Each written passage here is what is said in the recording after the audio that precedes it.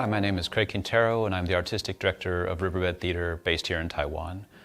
We formed 26 years ago, so for 26 years we've been staging these experimental image-based theater productions, and we're really honored to have this opportunity for the first time to perform in London. This piece, Taking It Down and Putting It Up, is based on an installation that Marcel Duchamp made in his apartment in New York in the 1960s. And John Cage, after Duchamp built the installation, he wrote this intense, really sort of detailed manual about how to take his installation down and then put it back up. And the composer John Cage found this manual, and rather than focusing on its functional practice of it's to take it down, he was focusing on the musicality of the script.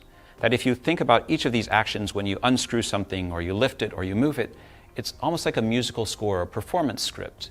The script of deconstruction. And so I really was drawn to this idea of how we're constantly in our lives taking things apart and putting them back together. When we think about so many our lives or our relationships or our careers, there were always, we're in this process of transformation. Over the past few years, we've all, with the pandemic, with going through so much loss, and when we're thinking about the situation in Ukraine or situations around the world, that we're constantly building and rebuilding and facing different challenges and moving forward. And so this whole piece is really dealing with this sense of rebuilding, of how we sort of face challenges and get back on our feet again. And so for this piece, with Riverbed Theater, we've been fortunate to be working in Taiwan for this period of time. And over this period of time, we've seen this evolution from experimental theater, really bare-bone works, to a lot of artists now are doing interdisciplinary work with video and projections. Our own company started doing virtual reality 2 years ago. Our first piece, All That Remains, premiered in Venice at the Venice Film Festival in 2022. And it was this exciting step into this completely into the unknown, a field that we hadn't explored before, but really exploring the performer-audience relationship. That work was based on this series that we started in 2011, the Just For You performance series, where we're doing these very intimate performances for one audience member at a time. And so sometimes we'd have 6 or 7 performers performing just for you. And for some audience members, it's very intense, that you weren't an audience hiding in the darkness, but you had this direct encounter with the performers. And so we could deal with smell and taste and touch and all these senses. And it was a really successful performance series, but obviously challenging. If we stage it 70 times, only 70 people get to see the show. And so we started thinking, well, how can we share this with a broader audience? And so we filmed our first piece, All That Remains. And again, taking the same idea of intimacy and connection and creating an experience or encounter with the audience. And so if you have the opportunity, I really encourage you to come down to see this work. Again, it's virtual reality, so the performers aren't live. But in our work, there really is, they're making a connection. You're not just seeing the work, but you're also being seen. You're implicated in the process. When you think about the different artists that are part of this festival, it's a really amazing showcase to bring these disparate works. So we have music, installation, and dance, and physical theater, and it's really showcasing the different artistic talents that are thriving in Taiwan. A lot of people, when they think about Taiwan, they might just think about traditional theater or classical theater, which is an important part of the community, but there's also so much experimental work being staged today. As an artist working in Taiwan, it's really remarkable because I'm not alone. When I was in America working, I always felt like I was struggling or competing with everybody else. Everyone's taking care of their own work. But here in Taiwan, there's this strong sense of artistic community. I'm not just an artist on my own. We're all in this together. We're all sort of thinking about, well, how can we move theater or art or these interdisciplinary practices and push them forward? And so when you look at this production, we have Qian Xiaoci, an amazing choreographer, is dancing in this piece. Wang Yuzhen, who's also singing a solo concert, also composed music for this. Carl Johnson, an amazing artist, who's worked in Taiwan for 12 years, is part of this production as well. And so it's a really rich and dynamic collaborative process. It's bigger than each of us individually. It's this collective movement. And I think that really typifies the artistic practice in Taiwan today. And so again, we're very honored to be sharing this work, and we encourage you to come to the theater and join us as we step into this process of rebuilding, of recontinuing. Enjoy this process as we step into the unknown.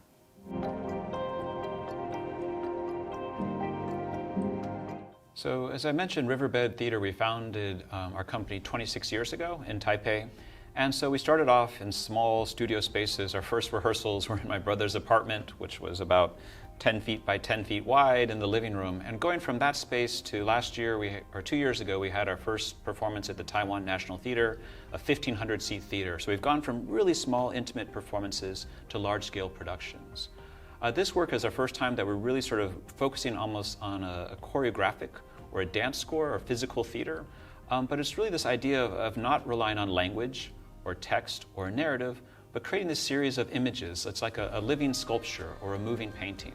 And so in the same way when we go to a museum and we look at a painting by Rothko, and we see these colors or we see these compositions, and it's not telling us a single thing, but it's creating this poetic space.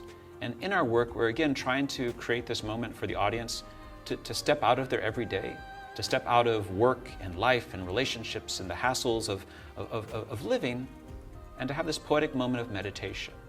And so we really encourage the audience, when you come into the theater, let it all go, experience the images, experience the moments.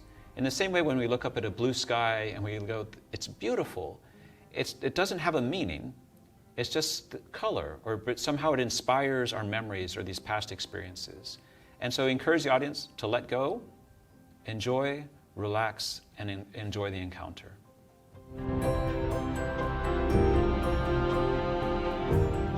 So this festival it's really amazing to have this showcased of different Taiwanese artists' works here in London. Again, I think a lot of people oftentimes have an outdated perspective of Taiwan. They think it's just traditional theater or traditional arts. And I think it's important to update that perspective. Again, you're looking at, we have music and theater and installation and sculpture and VR. And so it's really sort of highlighting the different avant-garde works and the different creative processes that are alive and thriving in Taiwan. As an artist, again, we performed in France, in Germany, and throughout Asia.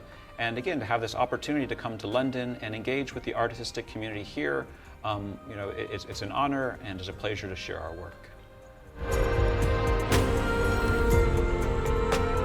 Obviously, I'm an American, and so when we think of London, when we think of Shakespeare and the dramatic traditions here, and sort of such a rich tradition. And so we're excited to bring our unique image-based theater, Taiwanese surrealism, and enter that into this creative dialogue here. And so, we have a lot of traditional ideas of what theater has been and what it is, and we're really interested in this idea of, well, what can it be? And so by incorporating live painting, dance, live musician, it's sort of this idea of like, how do we take our understanding of the past, shift it, and transform the present and the future.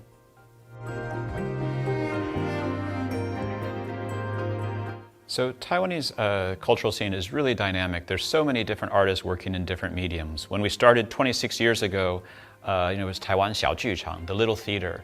And right now the artists are working with digital arts and video. Virtual reality has taken off in Taiwan over the past 7 or 8 years. We're showcasing our piece, All That Remains, that premiered in 2022 in Venice. And so again, there's this dynamic collaboration. When I was working in the United States, I felt that oftentimes as an artist working on my own, or there's a really strong sense of competition that everybody was trying to take care of their own business and their own work. And here in Taiwan, it's a strong community. So in this work, we have Wang Yujun, who's an amazing composer, did original score for this. Qian Xiaozi, a choreographer who agreed to be a performer in this piece. Carl Johnston, an amazing artist who worked in Taiwan for 10, 12 years. And so again, it's this really interdisciplinary work. It's an interdisciplinary community where we're all, this idea that we're all in this together, that we're not an individual struggling on our own, but as an artistic community, there's this momentum, there's this movement, there's a sense of we can do this together. And so for the past 26 years, we've been part of that community, and we're really excited to showcase this new piece and premiere it here in London. And we're beyond staging, taking it down and putting it up, we're also sharing our virtual reality piece, All That Remains. This work premiered in 2022 at the Venice Film Festival. It's been shown around the world, and this piece is really exciting. It's taking this idea of this Just For You festival that we started in 2012 here in Taipei, and it's these series of performances for an audience of one. And so sometimes we'd have 6 or 7 performers performing for one audience member at a time. And there's something really intimate about these encounters, that we'd have this intense energy focused on just one audience member. And so we dealt with scents and smells and taste and touch, and all of this in these really these personal encounters. But the difficulty of this was it's immensely intense and amazing for the audience. But if we do a whole performance and stage it 70 times, only 70 people could see it. And so we started to take this aesthetic and we shifted it into virtual reality. So for this piece, All That Remains, we're taking this idea of performing for a live audience of one and shifting it into virtual reality. And so we strongly encourage you to come in. And so even though it's virtual reality, the actors aren't present, but you really get this sense that they're looking at you, that they're performing to you, for you, and there's a strong sense of connection, that you're not just seeing the show, but you're also being seen. And there's this, when we think about this communal aspect of theater, this engagement, and with virtual reality, well, how do we take this live theater experience and shift it into this digital world? And so we're really excited to share this work. We just finished our trilogy, so if you're free, you can also hopefully come to different festivals around the world and see the whole trilogy later this year.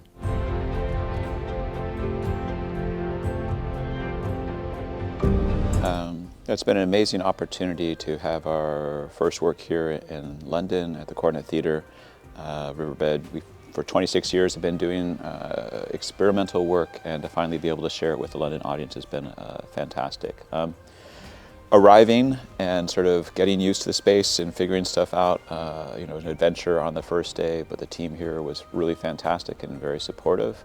And to see the audience's response on the second night, we only 3 people, but we had a mini standing ovation up in the balcony area. I saw a woman in tears afterwards, and sort of just, I'm not sure exactly what she was processing, and afterwards down in the bar, like talking to some audience members, and to really hear their responses, what it meant to them, how they interpreted the work, people saying that they hadn't seen this style of performance, and to be able to share that. And I think that it's really exciting to be able to introduce audiences to some of the experimental work that's coming out of Taiwan. That maybe, I think CloudGate for a long time was the one company that everybody knew from Taiwan.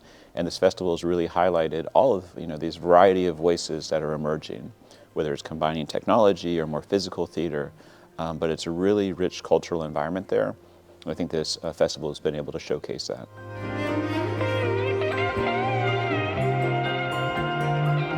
Yeah, I'd say when I looked at the photos online, I had a very different feeling for what the stage. It seemed like the audience was much wider, and actually, it's a really beautiful, intimate space that even if you're in the last row in the theater, you really still feel very connected with the audience. And so I was really excited to see that. Again, there's a lot of entrances and exits in the piece, and trying to figure out the legs, and then we used the upstage curtain initially. We didn't have them entering, upstage center, but it's just sort of, we have these curtains here, and fortunately it wasn't one long piece of fabric, it was like 2, and so suddenly we had this final moment with the smoke machine behind it that sort of really created like a dramatic effect. And so I think, I think the great thing about theater is that you're constantly improvising, you're adapting, you're sort of shifting the work in response to where you're at, and I think that the Cornet Theatre is a very friendly environment to do that.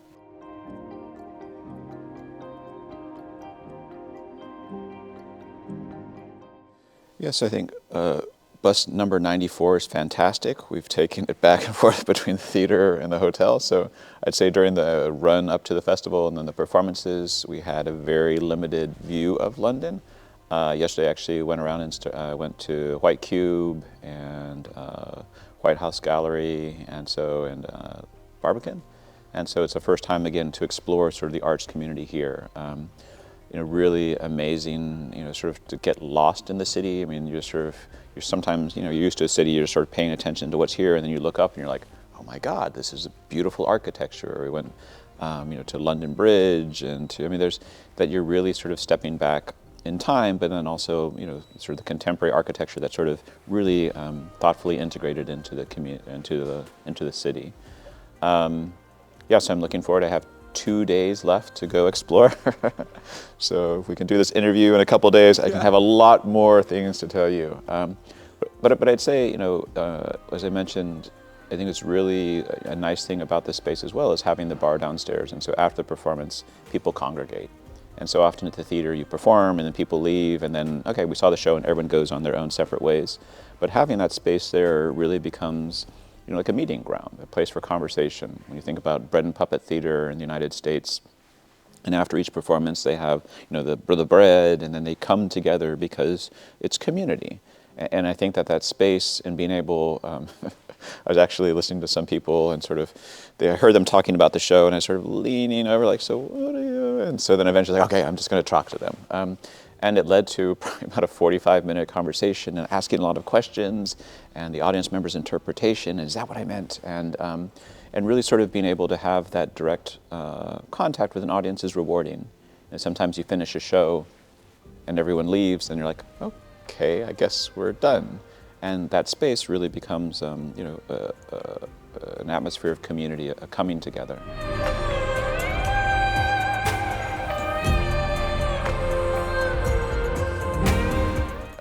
I'd say so a lot of things about motherhood and family and those relationships. I think that's an easier connection. There's a scene when they had with Dan, the performer, bends over and she's walking on the red carpet, and she used the term prehistoric, and I think it was a really interesting way to describe that. And it's not an adjective I would have used to describe the scene myself, but I really liked it.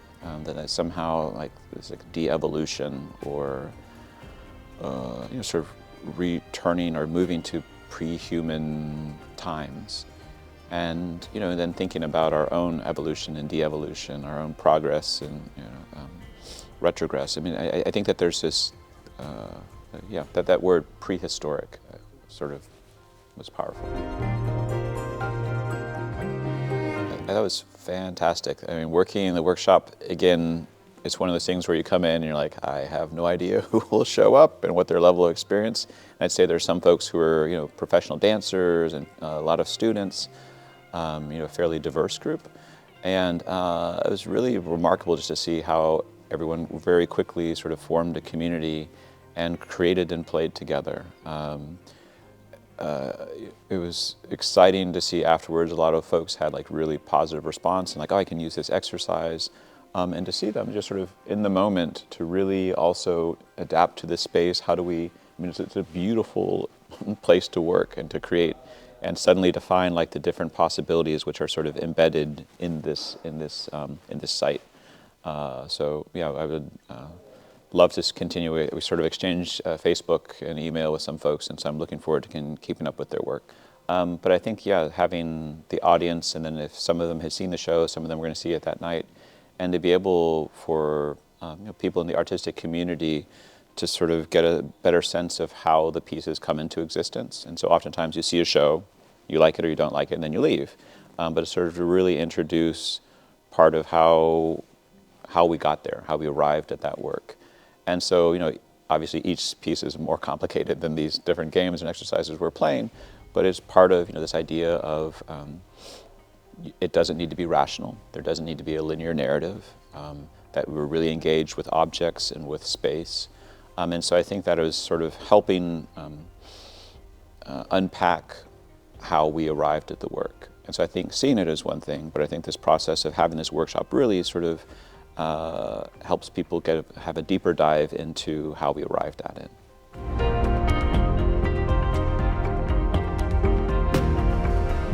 Yeah, I think it's, I really appreciate, the Taiwan government helping support and fund this, and the work that they've done over the years to really try to, Taiwan's a very small country and in a very precarious political situation. And so I think that, it's really remarkable how much effort and time and money that they spend to sort of introduce the world to all of the amazing artists that are creating work in Taiwan, and the richness and the diversity of Taiwanese arts and culture. I think it's important to humanize and update and to sort of say, well, this is what's happening here. And sort of the variety of the works that were able to be staged here, I think really sort of showcase that. I think hopefully, that this isn't a one-off, and then the opportunity that this is, that the Coronet and this relationship with Taiwan can continue, and that other theaters and spaces will also, continue to highlight the work there. I think it's often, I do a lot of work combining theater and the visual arts, And when you look at like the visual arts on a global scale, I mean, Taiwan is sort of really pushed to the margin. You know, when you think about like contemporary Asian art, you know, it's mainland China, and then maybe Korea, and maybe Japan, and then Taiwan. But I'd say that the work being generated in Taiwan is amazing. Like some of like the video artists, Su Hui, or some painter. I mean, there's like people who are creating amazing work, and like how do we get that work out there and highlight or showcase it? And so I think that this is a really amazing first step, and I hope that sort of other people in the community will also sort of take it up and continue to explore and bring those voices to London and to the rest of the community out here.